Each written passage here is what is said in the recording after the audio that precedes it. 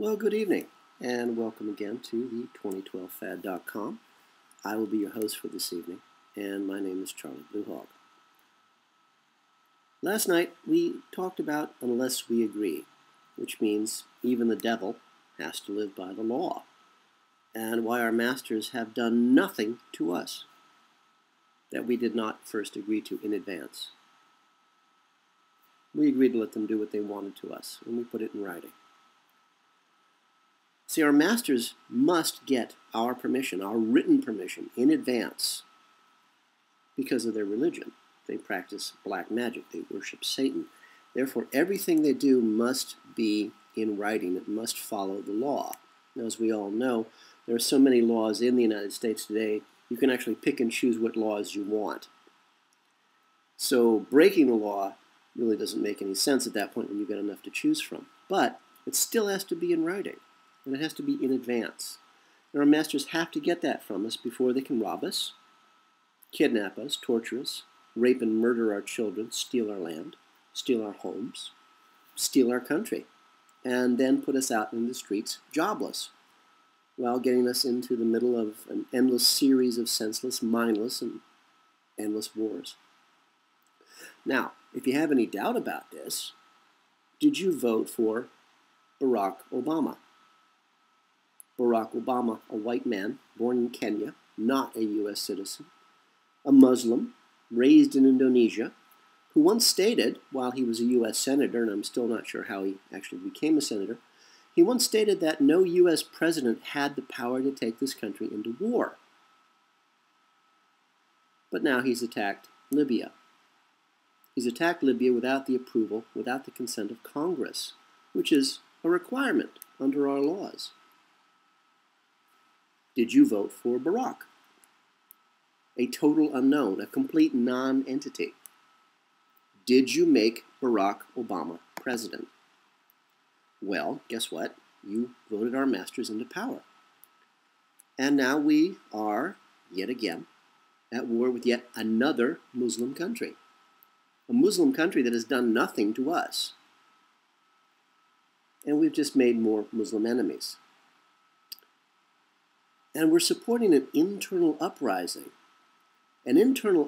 by people we don't know who they are. We cannot even identify who these people might even be. Who are these people that we are attacking Libya for? We don't even know. So please don't complain about the endless wars, about the pollution of the planet, the pollution of your bodies, the pollution of your souls. You voted for it. And so tonight, I thought we might chat about learning to say no. And I will tell you honestly, this was the very first and the very hardest lesson I ever had to learn.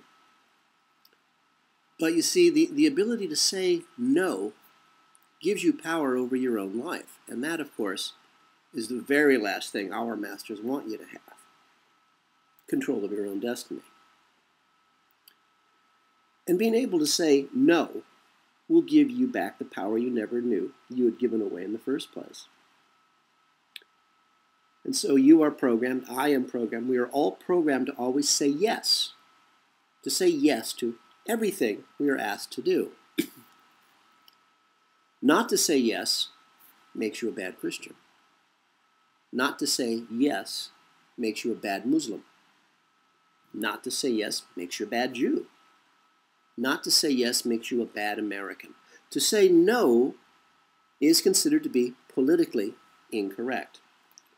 And so, when a homosexual pedophile rapist is caught and convicted, we cannot say in court or in the newspapers that he is a homosexual pedophile rapist. We have to pretend that this man who rapes children is not even a criminal. Perhaps the young boy had said no, which automatically made him a bad Christian, and so he deserved what he got. Perhaps the young boy said no, and so quite naturally this homosexual pedophile rapist had to teach this young boy a lesson. And that lesson is never to say no. Our masters, as we've talked about before, have servants, whom I call the Mandarin class. A good example is Bill and Hillary Clinton. They are members of the Mandarin class. And they were all practicing homosexuals. The number of stories of Hillary having sex with female sex slaves in the White House, pretty much every hotel she's ever been in, are legendary. But of course, it's politically incorrect to mention it, so we just don't bother. So why do you suppose the Mandarin class all practice homosexuality? Because under black magic ritual, having sex with the same gender gives you greater black magic power. The Nazis actually practiced this in pre-World War II Germany and during. It was actually promoted within the Nazi party.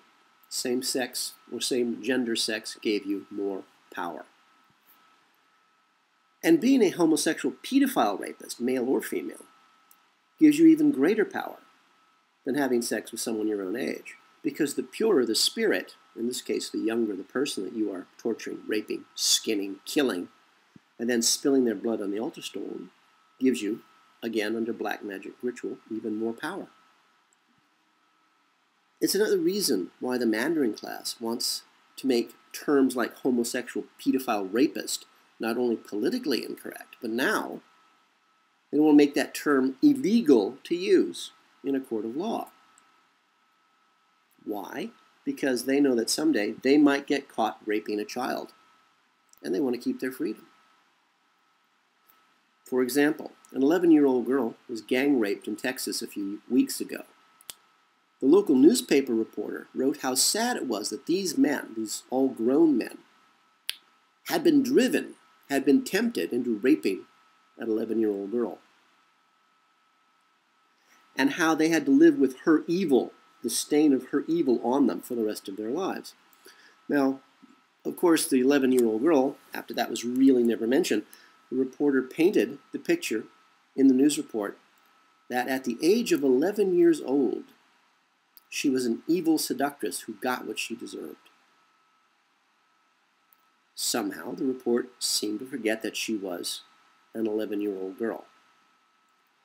So I guess she must have said no, which made her a bad Christian, and therefore a grown group of men were driven by religious indignation by her political incorrectness, and they had to rape her because she was being a bad Christian.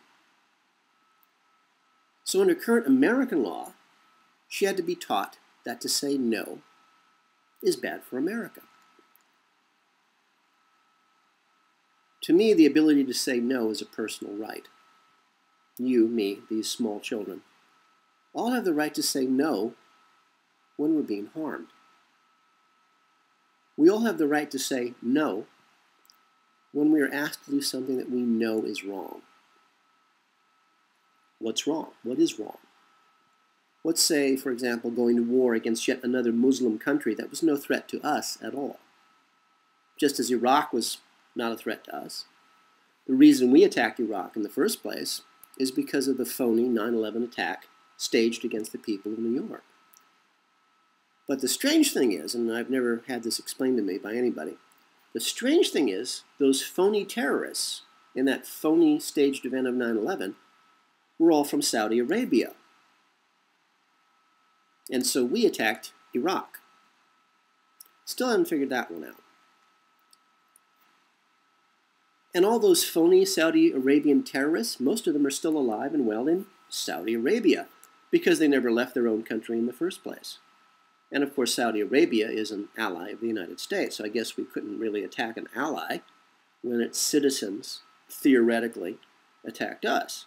We actually attacked ourselves, but we don't want to talk about that. That's politically incorrect. So instead of attacking an ally, Saudi Arabia, we attacked Iraq. Yeah. Okay, let's say, for example, going to war without the full consent and agreement of the U.S. Congress, which, under the laws of our country, the laws in which our country was founded, is the only governmental body that has the right to commit this country to war. The President does not today, nor has the President ever had the power under the Constitution to take this country into war.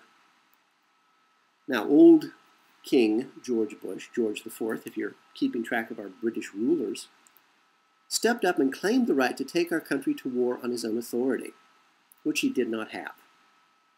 Of course, old George Bush, also called Magog by the Committee of 300, the Olympians, our masters, gave him the power. And we did not say no.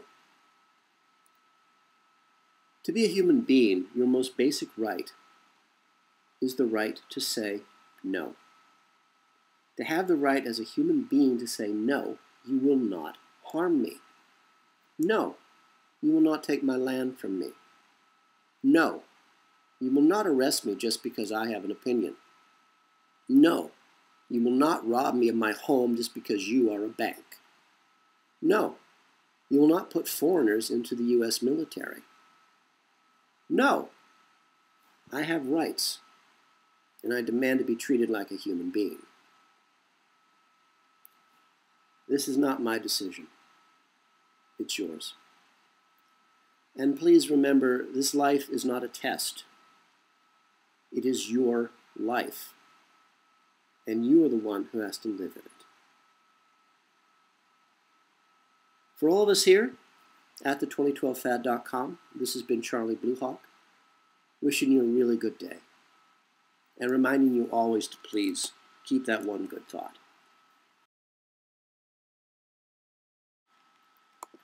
The 2012 Fad is brought to you by Coffee and Blood, Love Letters Between the Dead, a series of 5 erotica horror novels about a fallen angel finding his way back to regain his own soul, and how the CIA war against the human race, their black magic, captures and traps him in the body of a mind-controlled slave designed to hunt down and to kill their god, their Satan.